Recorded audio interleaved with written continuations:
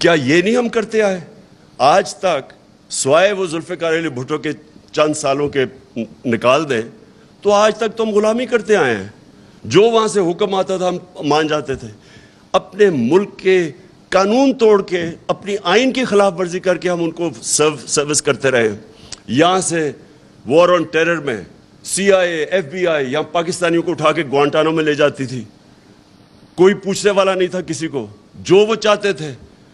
Raymond Davis کو انہوں نے دن دہاڑے اس نے 2 لوگوں کو قتل کیا, ایک کو مارا, بیوی نے اس کی خودکشی کی.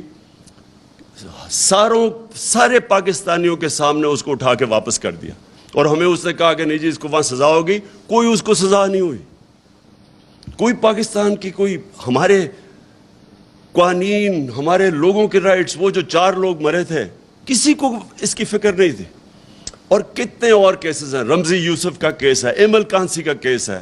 اپنے قوانین توڑ کے ہم نے امریکنوں کی خدمت کی ہے. کیا ہمیں کوئی فائدہ ہوا؟ کیا پاکستان اپنے پیر پہ کھڑا ہوا؟ کیا ہماری کوئی اکانومی اوپر گئی؟ کیا وار آن ٹیرر میں 80,000 لوگ مروا کے کیا انہوں نے کوئی اپریشیٹ کیا؟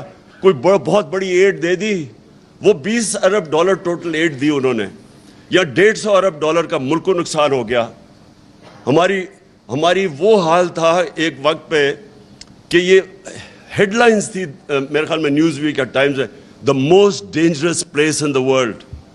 کس نے آ کے انویسٹ کرنا ہے موسٹ ڈینجرس پلیس میں؟ ساری دنیا میں ہمارا نام لگے گا سب سے بڑے دنیا کے دہشت گرد پاکستان میں. تو ہمیں بجائے فائدہ ہونے کے نقصان ہی نقصان ہوتا رہا. تو اس لیے اگر ہم یہ کہہ رہے ہیں کہ ہم اب آپ کی جنگ میں شامل نہیں ہوں گے, ہم امن میں آپ کے ساتھ ہوں گے, تو یہ اینٹی امریکنزم نہیں ہے. یہ اپنے لوگوں کے انٹرسٹ پروٹیکٹ کرنے کے لیے. ہم جب کہتے ہیں ہم اسرائیل کو تب تک ریکگنائز نہیں کریں گے جب تک وہ فلسطینیوں کو ان کا جو حق ہے وہ نہیں دیتے. یہ قائد اعظم کا وعدہ تھا.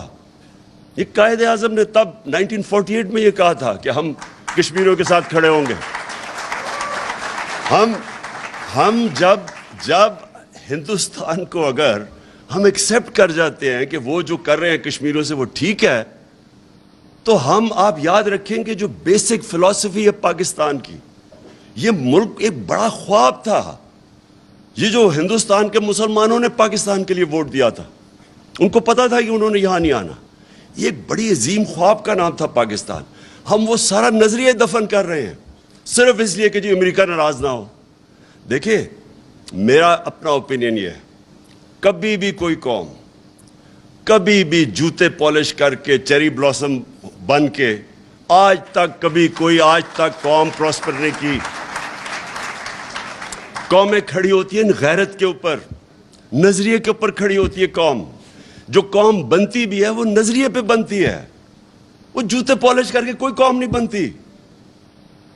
آج یہ ہمیں یہ کہہ رہے ہیں کہ امریکہ کی ہر بات مان جاؤ, نہیں تو آپ جو ڈونلڈ لو نے کہا ہے اس نے, یعنی تکبر اس آدمی کا دیکھیں, اس کی جرت کیسے بڑھ گئی ہے کہنے کی.